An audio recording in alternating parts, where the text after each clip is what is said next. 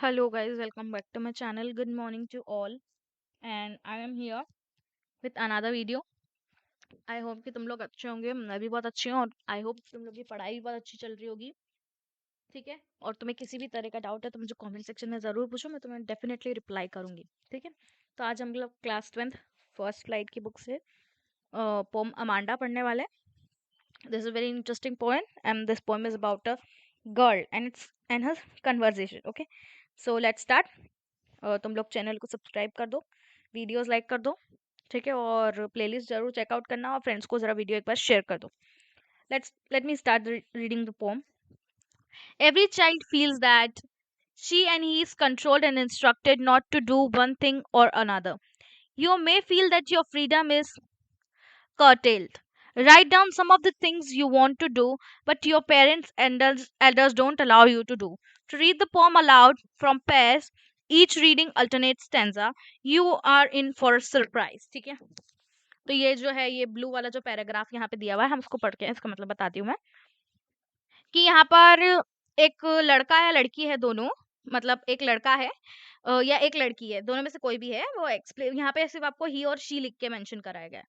तो her child जो कि लड़का या लड़की हो, उसके जो है, उनके पेरेंट्स जो है उनको कुछ ना कुछ चीज़ों को लेके कंट्रोल करते हैं और कुछ ना कुछ चीज़ों को लेकर के जो है इंस्ट्रक्शंस देते रहते हैं अक्सर। तुम्हें कई बार ऐसा फील होता है, उन बच्चों को कई बार ऐसा फील होता है कि उन्हें रोका जाता है और उन्हें फ्रीडम नहीं दी जाती है। Write down some of the things that you want to do but your parents don't allow you to do it. ठीक है, तो समझ में आ गया कि इसका मतलब क्या है। ठीक है, तो let me start. Don't bite your nails, Amanda. Don't hunch your shoulders, Amanda. Stop that squelching and sit up straight, Amanda. ठीक है, there's a language emerald sea where the sole inhabitant is me, a mermaid differingly blissfully. ठीक है, तो यहाँ पर word meanings जो use हुए हैं, सबसे पहली बात तो मैं उन्हें बता देती हूँ। वर्ड डिफिकल्ट वर्ड यूज हुआ है हंच। हंच का मतलब होता है बेंड, वो कुब्बड़ निकाल के जो लोग बैठते हैं उसको हंच बोलते हैं हम इंग्लिश में। स्लॉचिंग मतलब सिटिंग इन अ लेजी वे। लिंग्विड मतलब रिलैक्स्ड। एमरल्ड मतलब ग्रीन कलर जो होता है ना, एक एमरल्ड ग्रीन एक तरह का कलर होता है। ठीक है, इनहेबिटेंट मतलब रेसिडेंट होता है। ड्रिफ्टिंग मतलब carried slowly by the water. Blissfully मतलब हैप्पीली। तो हम पोएम का एक्सप्लेनेशन, ये वाला जो स्टैंजा है इसका एक्सप्लेनेशन देख लेते हैं। Explanation of the poem above is: the poet is describing Amanda, a little girl who is always pointed out by her mother for her mistakes and how she imagines her life to be. Poet says that the mother is pointing out Amanda for biting nails, which is a bad habit. Next, she asks to sit her straight without hunching her shoulders and bending her shoulders. Okay, Amanda, who has habit of bending her shoulders and sitting lazily, is being pointed out because her mother wants to sit her in the right position here. And at this point of time, when she is being scolded by her mother, she imagines herself in a deep green sea. She says that she wants to be a only resident of the beautiful green sea. She imagines herself in a mermaid, her mermaid looking who is alone there and leads her life in a very relaxing way. She says that she wants to be carried away by the current of water and feeling the relaxed environment there. Just wait. Sorry guys, तो यहाँ पर जो है Amanda pome है, ये एक लड़की और उसकी मदर के बीच की कन्वर्सेशन है। और यहाँ पर जो है उसकी मदर उसको बार-बार स्कोल्ड करती है। लड़की का नाम है अमांडा। ठीक है, और अमांडा की मदर बोलती है कि अमांडा नेल्स मत खाओ, अमांडा अपनी शोल्डर सीधे रखो, कुब्बड़ निकाल के मत बैठो, हंस निकाल करके मत बैठो, सीधे बैठो। ठीक है, मतलब उसको हर चीज़ के लिए जो है डांटती रहती हैंगी, उसको स्कोल्ड करती रहती हैंगी उसकी हर गलत आदत पर। तो यहाँ पर जो अमांडा है वो सोचती है कि वो इमेजिन करती है कि उसको एक मरमेड की तरह जो है वो खुद को इमेजिन करती है और वो चाहती है कि वो उसकी लाइफ को जो बहुत एक रिलैक्सिंग वे में लीड करे। वो चाहती है कि she wants to be carried away by the current of water and feeling relaxed environment there. ठीक है, समझ में आ गया। तो फर्स्ट पैराग्राफ जो है ये वाला, ये अमांडा की मदर जो है उसे, ये वाला जो पैराग्राफ है ना, ये अमांडा की मदर जो है उसे स्कोल्ड कर रही है। ठीक है, मैं एक मिनट हाईलाइट कर देती हूँ।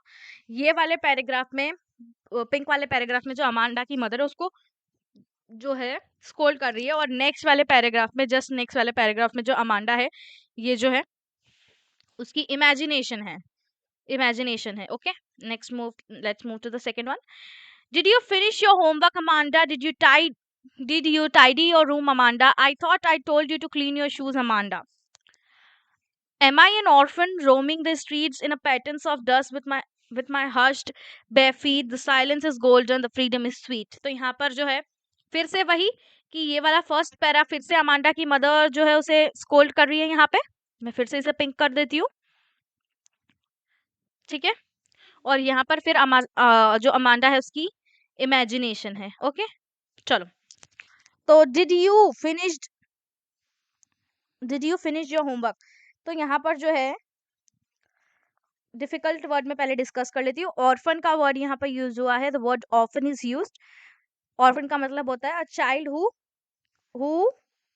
whose parents are dead, और हस्ड का मतलब होता है क्वाइट. ठीक है, ठीक है. तो इस पैराग्राफ का मीनिंग बता देती हूँ.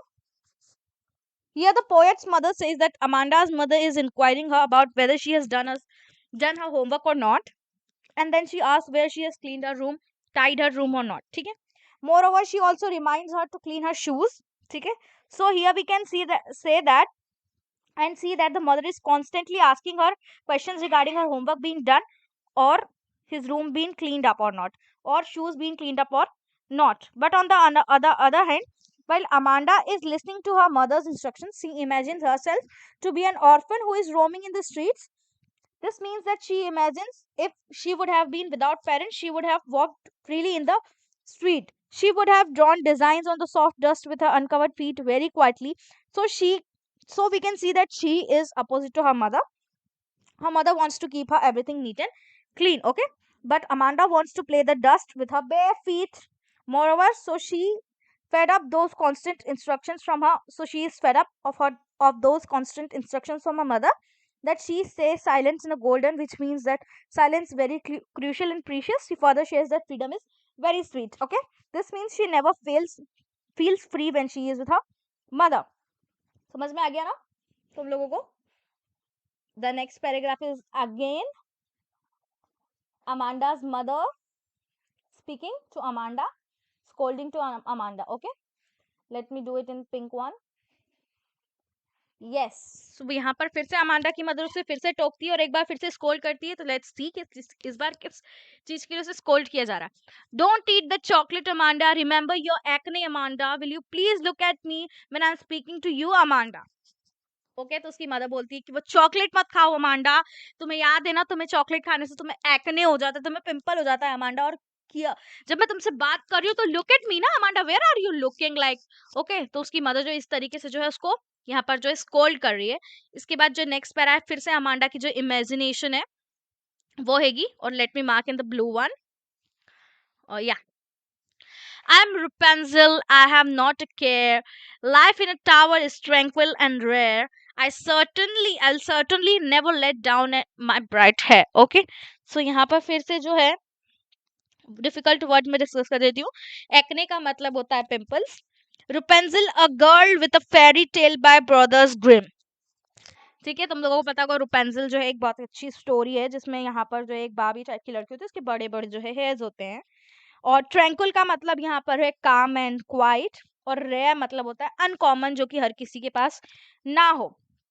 ठीक है, एक्सप्लेनेशन ऑफ द पोएम है. Next, Amanda's mother is disallowing her to eat chocolates. She reminds her of that pimples that Amanda faces due to eating chocolates. At last, she scolds her for not paying attention to whatever her mother says. At this moment, Amanda imagines herself to be Rapunzel. Rapunzel was a character from a fairy tale that was captured in a tower by a witch.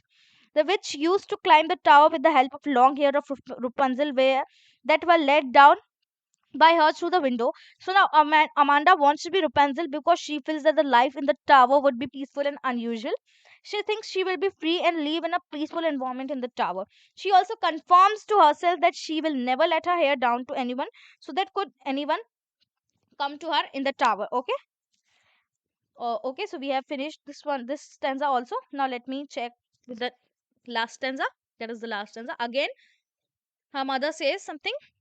यहाँ पर भी Amanda की mother जो है उसे किसी चीज के लिए जो है वार्न कर रही है, और let me do it in the pink colour. या, Stop that sulking at once, Amanda. You're always so moody, Amanda. Anyone would take it that I nagged at you, Amanda. ठीक है. So यहाँ पे difficult word है sulking, to be in a bad mood. moody मतलब unstable, ठीक है, और nagged मतलब harass. Okay. तो मैं explain कर देती हूँ ये वाला stanza. Amanda's mother now warns her for behaving in a very odd way and a very bad manner. She asked her to stop being in a bad mood. However, she blames her for having such an unstable mood. She also scolded her by saying that her behavior will one day make people think that Amanda was constantly being harassed by her mother. So here we can say that though Amanda is always pointed out by her mother on every small thing, but she can't react to this. If she reacts towards this by getting emotional, her mother takes that against her sense of pride and scolds her that she should not behave like this, as others would think that Amanda's mother is very dominating towards her child. Okay. तो ये जो story है वो robin कैलन के द्वारा लिखी गई है.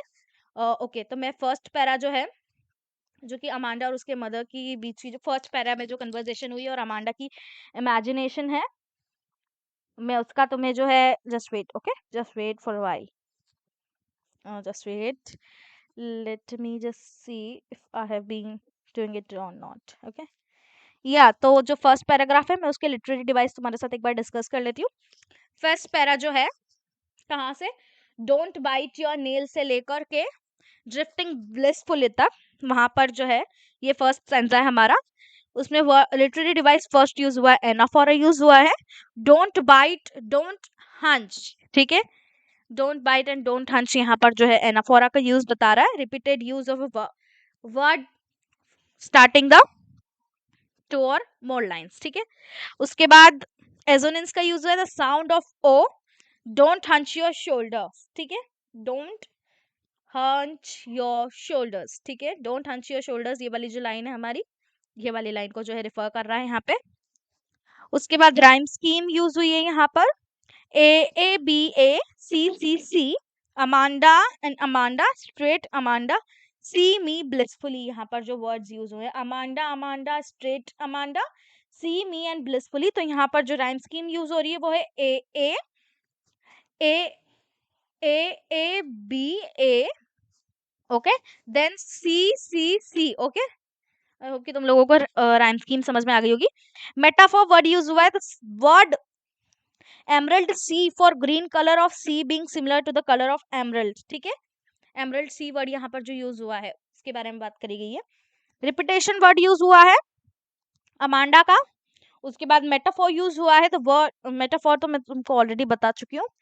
इमेजरी भी यूज हुई है, ड्रिफ्टिंग बीच ब्लिसफुली जो वर्ड है यहाँ पर वो इमेजनरी को जो है रेफर कर रहा है. यहाँ पे अलिट्रेशन का यूज हुआ है, stop that slouching and sit up straight. S sound का जो कंटिन्यूअस बीइंग रिपीटेडली यूज हुआ है वो जो यहाँ पे है अलिट्रेशन का यूज बता रहा हूँ. अल्यूजन का वर्ड भी यूज हुआ है यहाँ पे. मर्मेड, यहाँ पर जो है mermaid is a well known imaginary creature. Imaginary creature जो है वो एक इमेजिनरी क्रीचर है जिनको हम सिर्फ इमेजिन ही कर सकते हैं, ठीक है. तो तुम लोग समझ गए होंगे कि मैं कैसे जैसे अपन यूनिकॉर्न की बात कर रहे हैं ना, तो कई लोग ये बोलते हैं कि यूनिकॉर्न जो है एक वो इमेजिनरी क्रीचर है, तो वो क्या होगा, हमारा इल्यूजन हो गया.